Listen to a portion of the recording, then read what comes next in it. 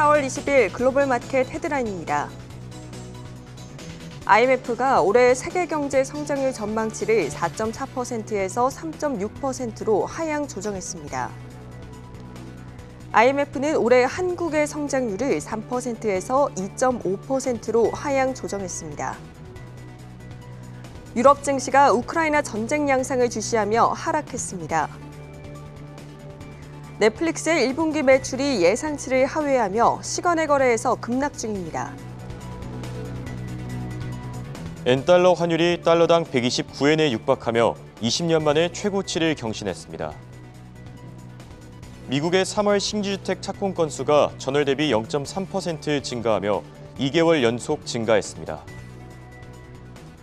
미국 교통안전청이 기내 마스크 착용 의무화 조치를 폐지했습니다. 모더나는 코로나19 돌연변이의 강한 백신 재설계에 성공했다고 밝혔습니다.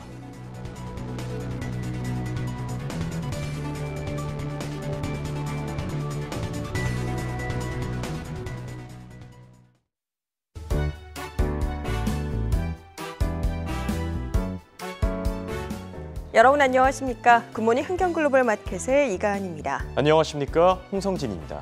최근 몇 주간 시장을 압박해오던 국채 수익률 상승이 오늘은 큰 영향을 미치지 못했습니다. 시장은 이제 5월 연준의 50베이시스 포인트 금리 인상을 확실시하는 분위기인데요. 이런 가운데 넷플릭스가 장 마감 후에 예상치를 밑도는 1분기 매출과 또 구독자 수가 처음으로 줄었다는 소식을 발표하면서 시간의 거래에서 급락세를 나타내고 있습니다. 이어지는 기업들의 실적 발표들과 또 시장에서 눈여겨봐야 할 이슈들 저희와 함께 챙겨가시죠. 글로벌 마켓 지금 바로 시작합니다.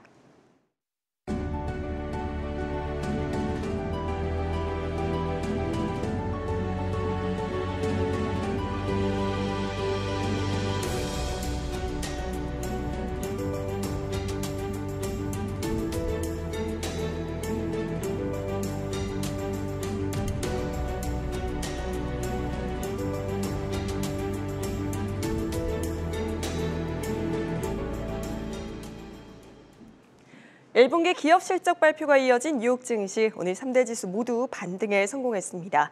국제금리 급등이 장 초반 나스닥 지수의 압박으로 작용을 했지만 대형 기술주들이 오르면서 지수가 상승을 했는데요. 지수 보시면 다우 지수가 1.45% 상승하면서 34,910선을 웃돌았고요. 나스닥 지수 더 크게 뛰어올랐습니다. 2.15% 오름세로 13,619선. S&P 500 지수 역시 1.61% 오름세로 4,462선에서 장을 마감했습니다. 오늘도 국채 금리는 오름세를 이어갔습니다. 제임스 블러드 세인트루이스 연은 총재가 75베이시스 포인트 금리 인상 가능성을 배제하지 않고 있다고 발언한 것이 금리 상승 압력을 부추겼는데요. 10년물 국채 수익률 연 9.2%를 웃돌고 2.9%를 웃돌고 있습니다. 현시가 2.94%대에서 거래가 되고요. 2년물 역시 13베이시스 포인트 급등을 하면서 2.59% 기록하고 있습니다. 더 자세한 시장 상황 미래에셋증권 미디어 콘텐츠 본부 서상영 본부장과 살펴보겠습니다. 안녕하십니까? 네, 안녕하십니까? 오늘 시장 국채 수익률이 이렇게 급등했음에도 불구하고 일제히 반등을 했습니다. 오늘 일장 흐름 어떻게 보셨나요? 일단 미국 증시가 IMF의 글로벌 성장률을 기존보다 0.8%포인트 하향된 3.6%로 전망을 하자 보합권 혼조 출발을 했습니다. 특히 미국의 10년물 국채금리가 2.93%를 기록을 하자 기술주 중심의 나스닥이 하락을 했었고요. 그렇지만 미국의 연방법원이 대중교통에서의 마스크 의무화를 폐기함에 따라서 리오프닝 관련주가 급등을 했고 본격적인 실적 시즌을 맞아서 실적 호전 기대되는 기술주가 강세를 보이자 나스닥이 2% 넘게 급등을 했습니다. 이후 종목 장세 속에서 상승폭을 확대하면서 마감을 했는데 다우는 1.45%, 나스닥은 2.25%, S&P 500은 1.61% 상승 마감을 했고요.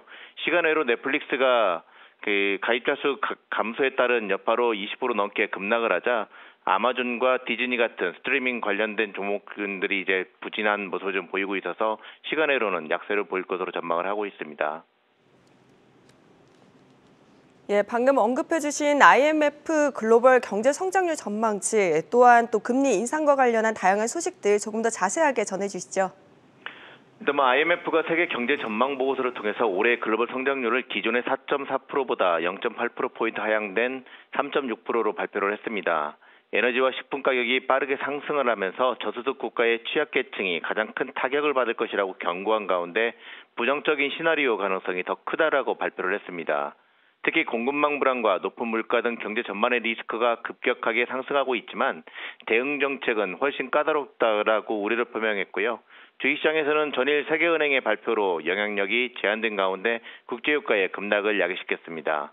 한편 미국의 10년물 국채금리가 장중 한때 2.93%를 기록을 하면서 2018년 말 이후에 최고치를 기록을 했는데요. 전일 장 마감 후에 블러드 세인트루이스 연은 총재가 75bp 금리 인상을 배제하지 않을 것이라고 주장하자 수급적인 영향으로 금리 급등을 불러왔다라고 봐야 될 것 같습니다. 다만 주식시장은 금리 급등 영향이 주식시장의 일부 반영이 되었다는 평가 속에서 영향력은 제한되었고요.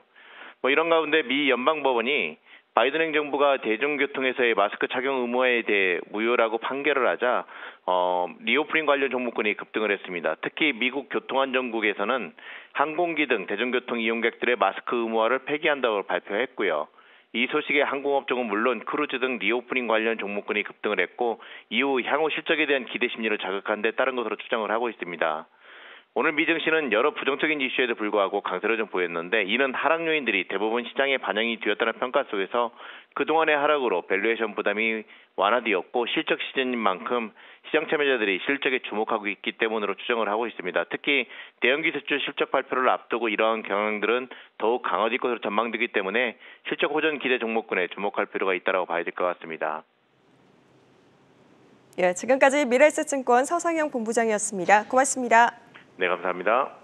이어서 오늘 장에서 눈에 띈 종목들 전가은 캐스터와 확인해 보시죠.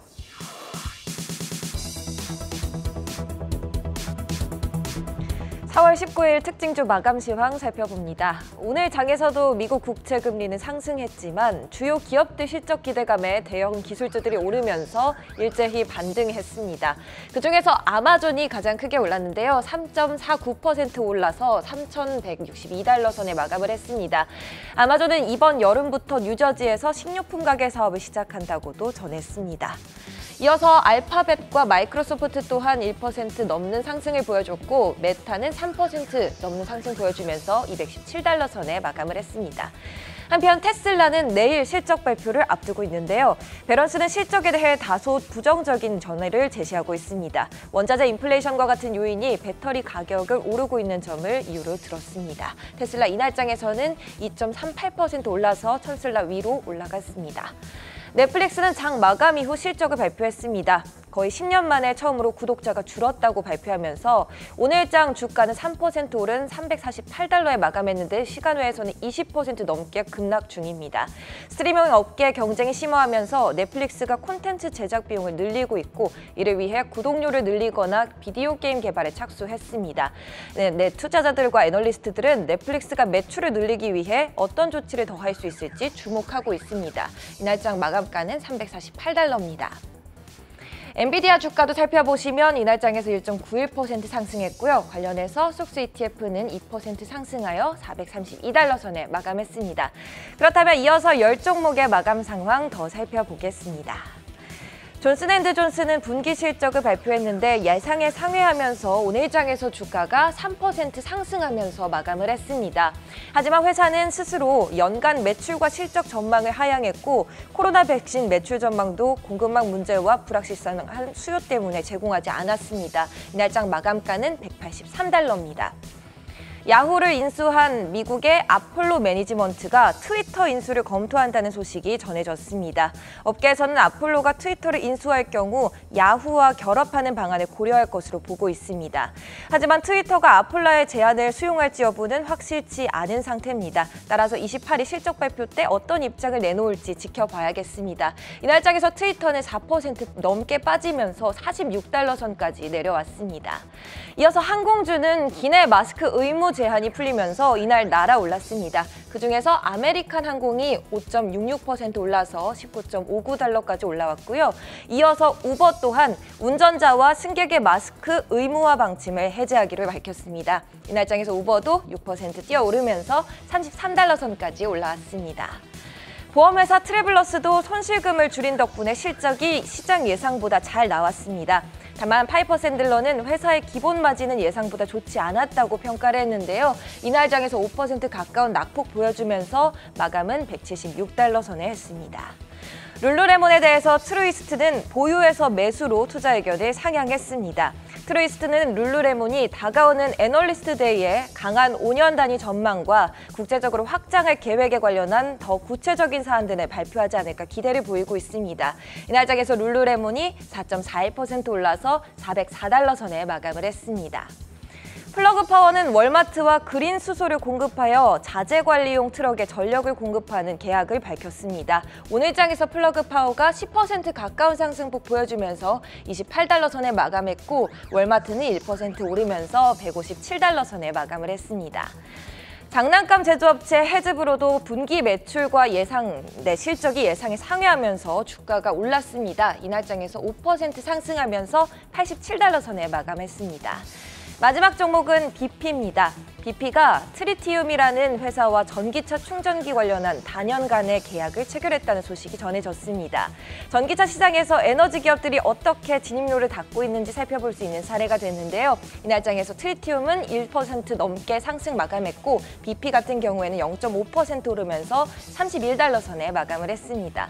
이렇게 특징주 마감 상황을 살펴보았는데 이어서 강수민 캐스터와 원자재 시황도 살펴보시죠. 네, 원자재 시장의 동향 확인해보는 시간입니다. 오늘도 국제유가부터 확인해보시죠. IMF가 세계 경장 성장률 전망치를 낮추고 또 인플레이션 상승을 경고하면서 유가가 큰 변동성을 보였습니다. 수요 감소에 대한 전망과 함께 WTI와 브렌트유 모두 5%대 하락하고 있는데요. 또 로이터 통신에 따르면 러시아의 원유 생산량은 서방의 제재에 따라 감소하기 시작했습니다. 오펙 플러스의 생산량은 3월 목표치보다 145만 배럴 감소했음에도 불구하고 국제유가는 오늘장 하락하고 있습니다. 이어서 주요 곡물 가격들 살펴보겠습니다. 대두 선물부터 확인해 보시죠. 네, 대두 선물은 약보합권에서 움직였습니다. 지난 일요일까지 미국에서는 대두의 1%가 심어졌는데요. 이 시기에 대두 파종의 평균치인 2%보다는 적게 집계됐습니다. 이 파종 속도가 다소 느린 것으로 보입니다. 원면 가격은 3%대로 크게 빠졌고요. 또 미국 코코아 선물은 최근 한 달간의 저점을 기록했습니다. 코트디부아르에서의 공급 증가를 계속해서 주시하고 있는데요. 코트디부아르 정부에 따르면 작년 10월부터 3일 전인 이번 달 17일까지 코트디부아르의 코코아 생산은 전년 동기 대비 2% 증가했습니다. 달러화 인덱스가 2년 만에 최고치를 찍었고 또 미국의 커피 생산 증가가 커피 가격에 하방 압력을 실었습니다. 미국의 3월 그린커피 재고량은 전월 대비 1%, 그리고 전년 동기 대비로는 2.5% 증가했습니다. 오늘장 커피 가격은 1% 가까운 오름세를 나타냈습니다. 네, 설탕 가격은 국제유가가 하락함에 따라 동반 하락하고 있는 모습이고요. 이어서 옥수수와 밀 살펴보겠습니다. 우크라이나 곡물협회가 우크라이나의 옥수수 생산이 40% 감소할 것이라고 밝힌 후 어제장 옥수수 가격이 급등했습니다. 어제 2012년 이후로 최고치를 찍었는데요. 오늘장에서는 1%가 떨어지면서 쉬어가는 모습입니다. 또 미국 농무부에 따르면 미국에서는 지난 일요일까지 옥수수 작물의 4%가 땅에 심어졌습니다. 전주 대비로는 2%가 증가했지만 5년간의 평균치인 6%보다는 적은 수치입니다. 이번 봄 밀 파종 속도가 느렸음에도 불구하고 오늘장 옥수수 선물과 함께 밀 가격도 쉬어가는 모습입니다. 2%가 현재 빠지면서 부실당 1,105센트 선 나타냈는데요.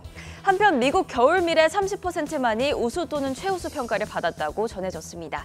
작년 이맘때쯤에는 53%가 우수 또는 최우수로 평가됐습니다. 네, 오늘장 원목 가격은 1.3% 올랐습니다. 우크라이나 전쟁이 원목 시장에도 영향을 미치고 있는데요. 세계 원목 생산 1위가 캐나다, 또 2위가 미국이고 러시아가 6위를 차지하고 있기 때문에 러시아에 대한 서방의 제재로 이 러시아 원목 생산에도 차질이 현재 빚어지고 있습니다. 네, 그럼 이어서 돈육 선물 살펴보도록 하겠습니다.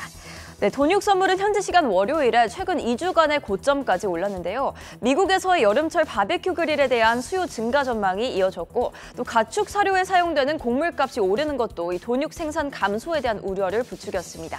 다만 오늘장 돈육 선물은 5시간 전부터 빠지기 시작하더니 현재는 1%대 하락하고 있습니다. 네, 이어서 금속 원자재도 살펴보겠습니다. 금부터 확인해 보시죠. 금 가격은 어제장에서 저항선인 2,000달러를 찍은 뒤 떨어졌습니다. 달러화가 2년 만에 최고치로 오르면서 오늘장 금 가격은 2% 가까이 빠지고 있고요. 1,948달러 선을 나타내고 있습니다. 은 가격도 마찬가지로 크게 빠졌습니다. 3.4% 내림세 나타내고 있고요. 어제 상승했던 팔라듐과 백금은 오늘장에서 모두 3%대 빠지고 있습니다. 니켈은 2% 가까이 오르면서 톤당 34,789달러 선에서 거래되고 있습니다. 아연은 오늘장 0.5% 오름세 나타내고 있는데요. 중국은 국내 재련소 가동 중단을 발표하면서 4월 아연 생산 감소를 전망했습니다. 어제 기준으로 7개 거래소에서 거래되고 있는 아연의 전체 재고량은 28만 4천 톤으로 집계됐습니다. 13개국의 금과 구리를 생산하는 회사인 베릭 골드는 이번 1분기에 구리 생산이 19% 감소했다고 밝혔습니다. 잠비아에 위치한 르워나 광산에서의 생산이 줄었기 때문인데요. 다만 오늘장 구리 가격은 1.8%로 하락 마감했습니다. 네, 끝으로 알루미늄도 1%대 떨어지면서 톤당 3,261달러에 거래되었습니다. 지금까지 원자재 시황이었고 ETF 시황은 이엔 캐스터가 전해드립니다. 간밤 ETF 흐름을 한눈에 짚어드리는 ETF 시황 시간입니다. 오늘 장에서 아크이노베이션과 주택건설기업 ETF는 강세 보였는데요. 반면 천연가스와 브렌트유 관련 ETF는 약세 보였습니다. 먼저 아크이노베이션 ETF부터 확인해 보겠습니다. 오늘 장 기술주들은 좋은 흐름 보였는데요. 기술주 중심의 나스닥 지수는 2.15% 상승했습니다. 또 S&P 500 기술주 섹터는 1.64% 올랐는데요. 기업들의 실적이 좋게 나온 점이 투자 심리에 긍정적으로 작용한 모습입니다. 이렇게 기술주들이 오르자 기술주 위주로 구성된 캐시우드의 아크이노베이션 역시 올랐는데요. 한번 자세히 살펴보시죠. 티커명 ARKK인 아크이노베이션 ETF는 아크인베스트먼트에서 운용하고 있는데요. 시장 혁신 기업들을 따라가고 있습니다. 그럼 보유 종목과 흐름도 체크해 보겠습니다. 테슬라, 텔라도켈스, 로쿠 등을 비중 있게 보유하고 있고요. 오늘장 상위 보유 종목 모두 강세 보였습니다. 아크이노베이션 ETF는 4.05% 상승 마감했습니다. 다음은 주택건설기업 ETF입니다. 오늘장 11개 섹터 중 에너지 기업을 제외하고 대부분 올랐는데요. 이 중 부동산 섹터는 2.05% 상승했습니다. 최근 부동산 sek터, 특히 주택건설 기업들은 모기지 금리가 급등하면서 약세 보인 바 있는데요. 오늘은 반대로 이렇게 오르는 모습입니다. 구체적으로 홈디퍼, 로우스, 셔앤윌리엄스는 약 2%씩 상승했는데요. 관련해서 티커명 ITB인 아이셔스 US 홈컨스트럭션 ETF 살펴보겠습니다. 블랙록에서 운용하고 있고 미국 주택건설 기업들을 추종하고 있는데요. 오늘 장 3.73% 올랐습니다. 하락한 ETF 살펴보겠습니다. 먼저 천연가스 ETF 확인해 보겠습니다. 어제 천연가스 가격은 7% 이상 급등해서 13년 만에 최고치를 찍었는데요. 오늘은 반대로 8% 급락했습니다. 애널리스트들은 이와 관련해 천연가스가 현재 과매수 구간에 진입해 있다고 했는데요. 또 밤새 날씨 전망이 좀 더 따뜻한 쪽으로 기운 것도 하방 압력으로 작용했습니다. 천연가스 가격이 내리자 관련 ETF도 하락했는데요.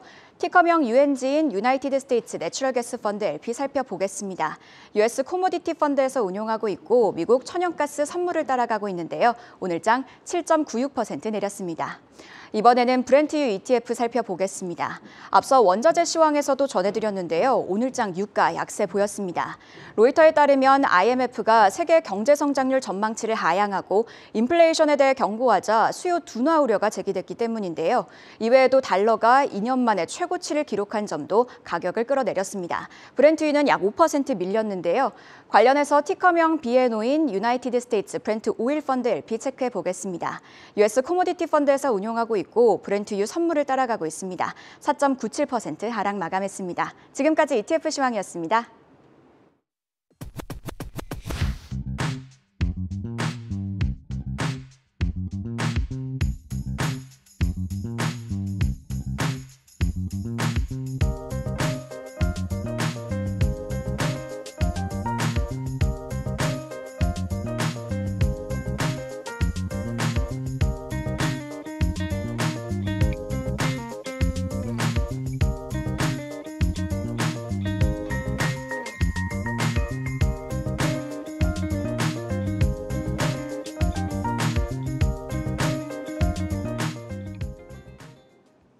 네, 글로벌 이슈와 해외 토픽 확인해보는 시간입니다.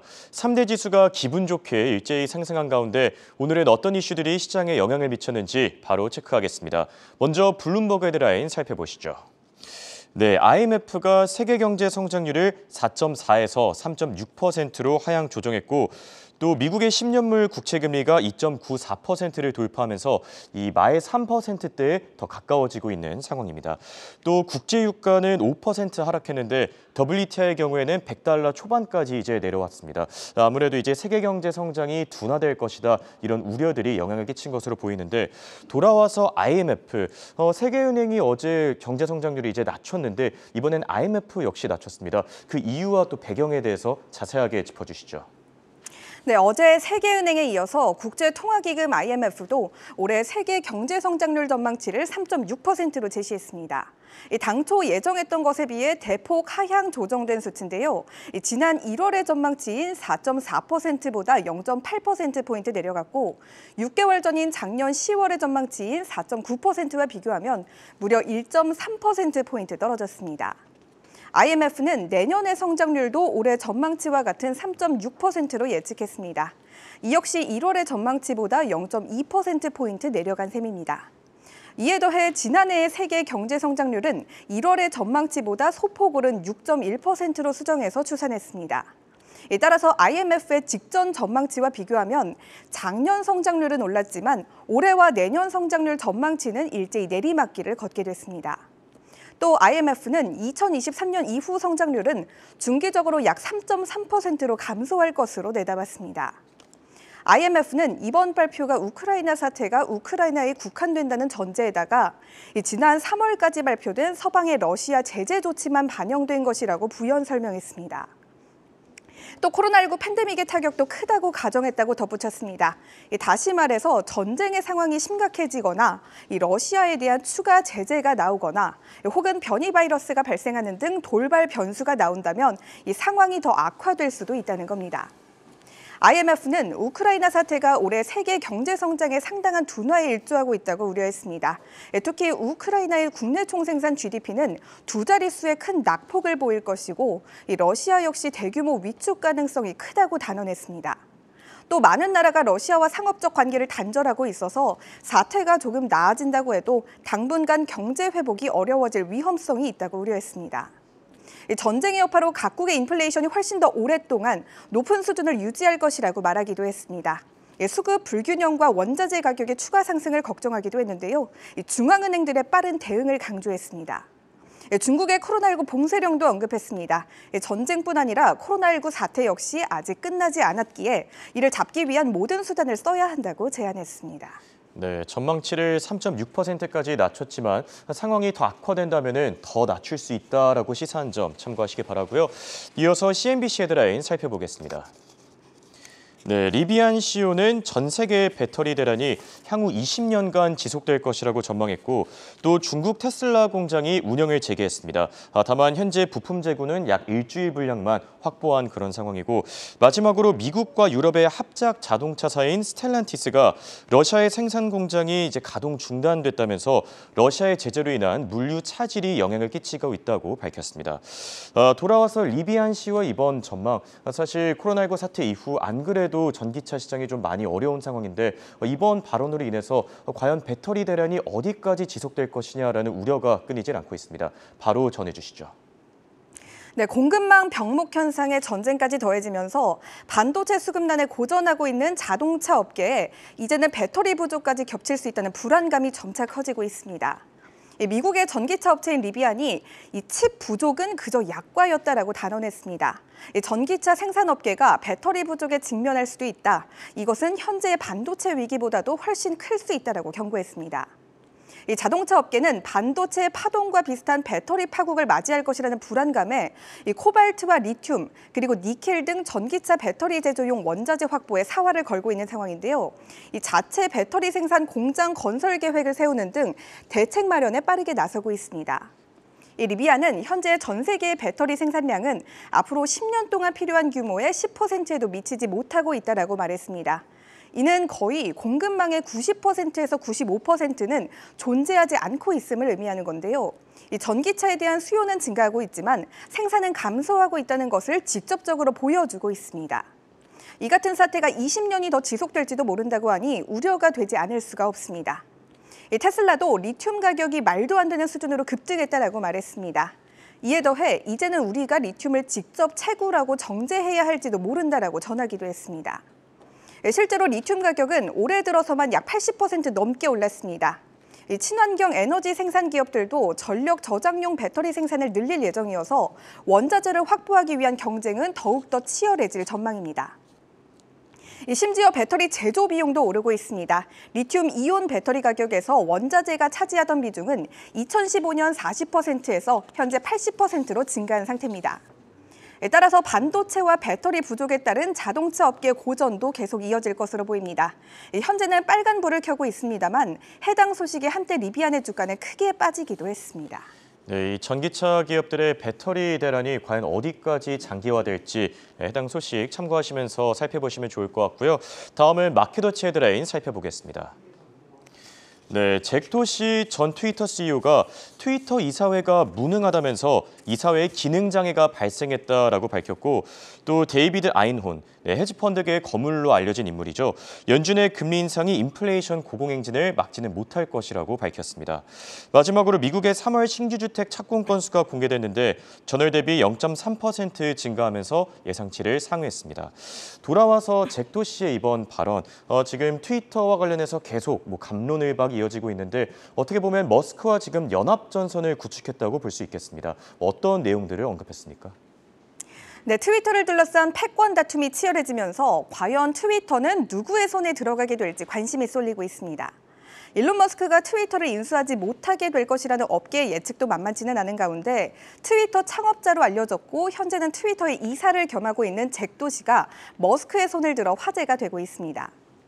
일론 머스크는 최근 자신의 트위터에 내가 만약 트위터 인수에 성공한다면 이사회 급여는 $0가 될 것이다라며 이 트위터의 이사회를 저격하는 글을 남겼습니다. 바로 그 자리에서 연간 $300만 절약할 수 있다라고 으름장을 놓기도 했습니다. 이에 대해 잭 도시도 트위터 이사회는 지속적으로 기능 장애를 일으키고 있다라고 표현하면서 이사회를 비판했습니다.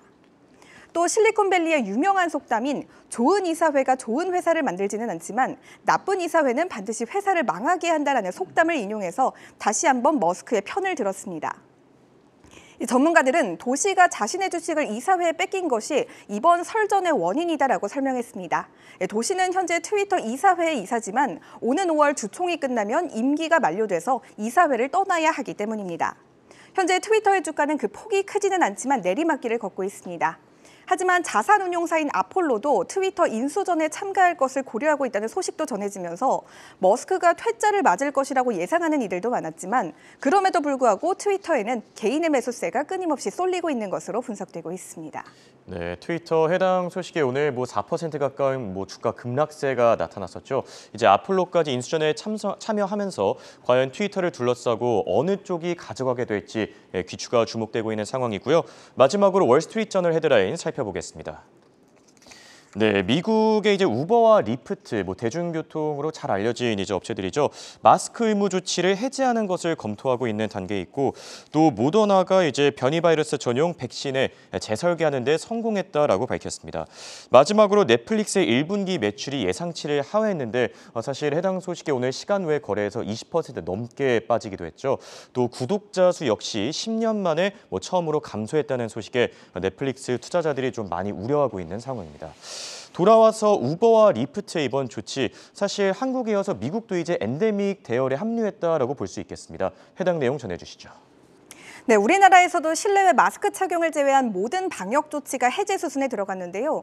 미국도 마스크 착용 의무화 해제 움직임이 본격화되고 있습니다. 주요 차량 호출 서비스 업체인 우버와 리프트도 이에 동참했습니다.